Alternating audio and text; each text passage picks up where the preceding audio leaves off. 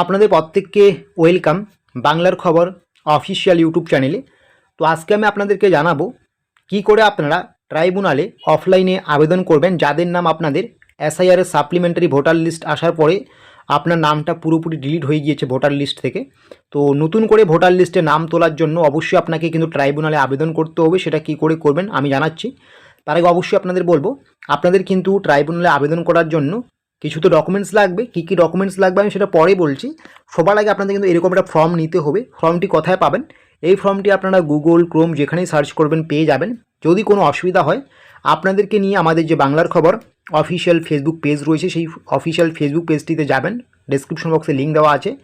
সবার প্রথমে ফেসবুক পেজটিকে ফলো করে নেবেন এবং তারপরে মেসেঞ্জারে আমাদেরকে মেসেজ দেবেন। আমরা কিন্তু এই ফর্মের লিঙ্ক আপনাদেরকে শেয়ার করে দেবো, ঠিক আছে? এই ফর্মটি যখনই আপনারা ডাউনলোড করবেন, ডাউনলোড করার পরে এরকম পেজ খুলে যাবে। সবার প্রথমে আমি খুব বেশি পড়ছি না ফর্মটা, কারণ ভিডিও অনেক বড় হয়ে যাবে, সময় এমনিতেই খুব কম প্রত্যেকের হাতে এই মুহূর্তে দাঁড়িয়ে, ঠিক আছে? তো সবার প্রথমে এখানে দেখতে হবে আপনাদের লেখা রয়েছে ট্রাইব্যুনাল 2 দিয়ে এখানে লেখা রয়েছে কিন্তু। আর ট্রাইব্যুনাল যে লেখা রয়েছে আমি এখানে দেখিয়ে দিচ্ছি। এখানে এই ট্রাইব্যুনালের আগে আপনার ডিস্ট্রিক্টের নাম লিখে দেবেন। আমি ভালো করে দেখিয়ে দিচ্ছি। ডিস্ট্রিক্টের নাম আপনি জলপাইগুড়ি লিখতে পারেন, আপনার যেটা কোচবিহার যদি আপনার হয় কোচবিহার, আলিপুরদুয়ার, দক্ষিণ দিনাজপুর, উত্তর চব্বিশ পরগনা, বর্ধমান, মুর্শিদাবাদ, যেটাই হয় না কেন আপনার ডিস্ট্রিক্ট সেটা আপনি লিখে দেবেন। এবং সাথে আপনার এখানে ডেট লিখতে হবে। এখানে ডেট লিখতে হবে, ডেটটা লিখে দেবেন যেদিন আপনি ফর্মটি ফিল আপ করছেন।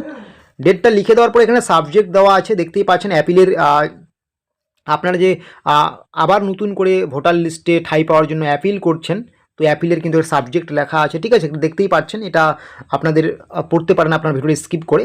তো আমি অত কিছু পড়ছি না। তারপরে এখানে ফর্মটা এরকম আসবে। আপনাদের কিন্তু লেখা উঠছে এখানে রেসপেক্টেড স্যার অ্যান্ড ম্যাডাম দিয়ে লেখা আছে আই এম। আপনার নাম, যার নাম আপনার বাতিল হয়ে গিয়েছে, আপনার নামটা এখানে লিখতে হবে, যার নাম ডিলিট হয়ে গিয়েছে।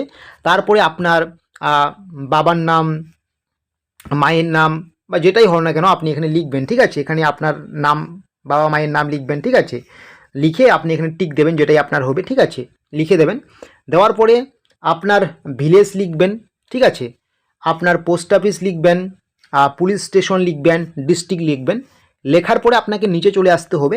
এই যে আপনারা এখানে দেখতে পাচ্ছেন আপনার এপিক নাম্বার, আপনার এপিক নাম্বার লিখবেন, এখানে পার্ট নাম লিখবেন, সিরিয়াল নাম্বার লিখবেন, আপনার অ্যাসেম্বলি নাম লিখবেন। এটা আপনি কোনটা করবেন?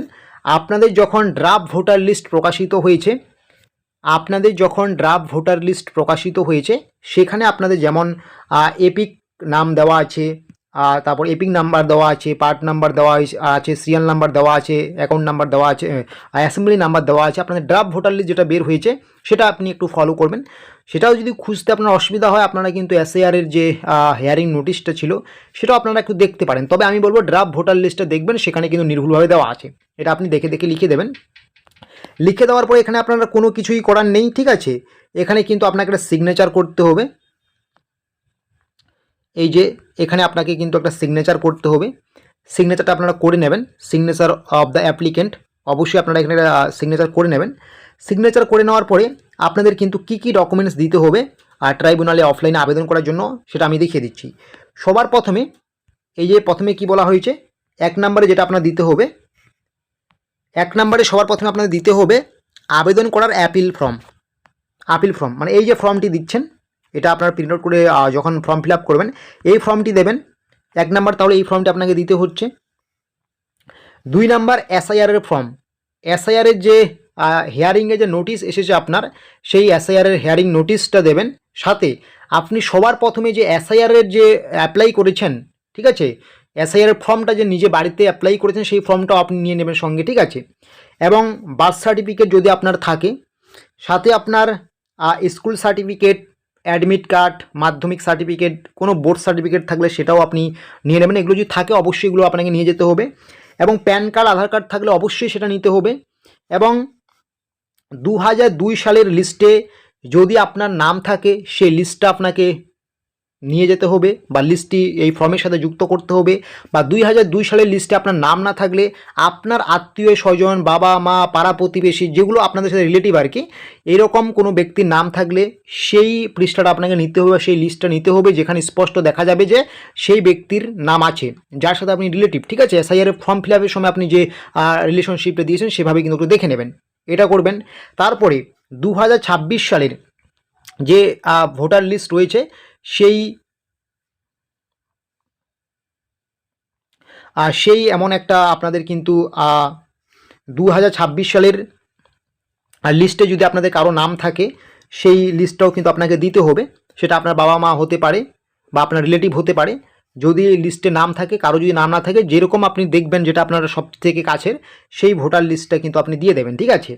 এবং আপনার কিন্তু ডোমিসাইল সার্টিফিকেট আপনাকে কিন্তু দিতে হবে, যদি আপনার থাকে ডোমিসাইল সার্টিফিকেট, স্থায়ী বাসিন্দা সার্টিফিকেট, স্থায়ী বাসিন্দার প্রমাণপত্র। এটা কিন্তু ডোমিসাইল সার্টিফিকেট ছাড়াও আপনার বিডিও সার্টিফিকেট, গ্রাম পঞ্চায়েতের বিভিন্ন দপ্তর থেকে যে সার্টিফিকেটগুলো দেওয়া হয়, যেগুলো স্থায়ী বাসিন্দার প্রমাণপত্র সার্টিফিকেট, তো এগুলো আপনারা একটু দেখে শুনে নেবেন, ঠিক আছে। এগুলো নিয়ে কিন্তু আপনাকে অবশ্যই কথায় জমা করতে হবে, সেটাও আমি বলছি। এগুলো নিয়ে কিন্তু এসডিও অফিসে, আপনার যে এসডিও অফিস রয়েছে, এসডিও অফিসে গিয়ে কিন্তু আপনাকে জমা করতে হবে, ঠিক আছে। তো এসডিও অফিস ব্যতীত অন্য জায়গাও কিন্তু এটা জমা নিতে পারে। তার জন্য সবার প্রথমে আপনাদের কী করতে হবে, আমি একদম ফুল ডিটেলসে বলছি আপনাদেরকে। যখনই আপনি এই ফর্মটা ফিল আপ করবেন, এই উপযুক্ত ডকুমেন্টসগুলো নেবেন, এগুলো নেওয়ার পরে আপনি একবার আপনার বিওলোকে ফোন করবেন। আপনার বিওলোর নাম্বার কোথায় পাবেন? এসআইআরের যে ফর্ম ফিল আপ করেছেন বা এসআইআরের যে হ্যারিং নোটিশ এসেছে, ওখানে দেখতে পারবেন আপনার বিওলোর নাম এবং নাম্বার দেওয়া আছে। ওই নাম্বারে একবার ফোন করে নেবেন, ঠিক আছে। তো সেখান থেকে আপনি আপনার এলাকায় কথা হচ্ছে না হচ্ছে বিওলোর কাছ থেকে জেনে নেবেন, ঠিক আছে। তো জেনে নিয়ে তারপরে ফর্মটি নিয়ে সেখানে যাবেন এবং সেখানে আপনি এগুলো জমা করবেন এবং আপনাকে কিছু কোশ্চেন করতে পারে, সেভাবেই আপনাকে রিপ্লাই দিতে হবে, ঠিক আছে। এটা হচ্ছে অফলাইনে এসআইআরের অ্যাপিল করার একটা মাধ্যম, এবং অনলাইনেও করা যায়, অনলাইনেও আপনারা করতে পারবেন। অনলাইনে কিভাবে করতে হবে আপনাদেরকে এসআইআরের অ্যাপিল, সেটা কিন্তু পরবর্তীতে আমরা ডিটেলসে ভিডিও নিয়ে আসব। তো এটাই থাকলো আজকের একটি গুরুত্বপূর্ণ আলোচনা, যে কী করে আপনারা অফলাইনে ডিলিট হয়ে গেলে ভোটার সেটাকে তোলার জন্য ট্রাইব্যুনালে আবেদন করবেন। তো এইরকমের ছোটো বড়ো তথ্য বা আপডেটসগুলো পাওয়ার জন্য অবশ্যই আপনারা আমাদের এই বাংলার খবর অফিসিয়াল ইউটিউব চ্যানেলটিকে সাবস্ক্রাইব করে নেবেন, এবং আপনাদেরকে নিয়ে আমাদের যে বাংলার খবর অফিসিয়াল ফেসবুক পেজ রয়েছে, অবশ্যই আপনারা সেখানে যুক্ত হয়ে যাবেন। ভিডিও ডেসক্রিপশন বক্সে আমরা লিঙ্ক দিয়েছি।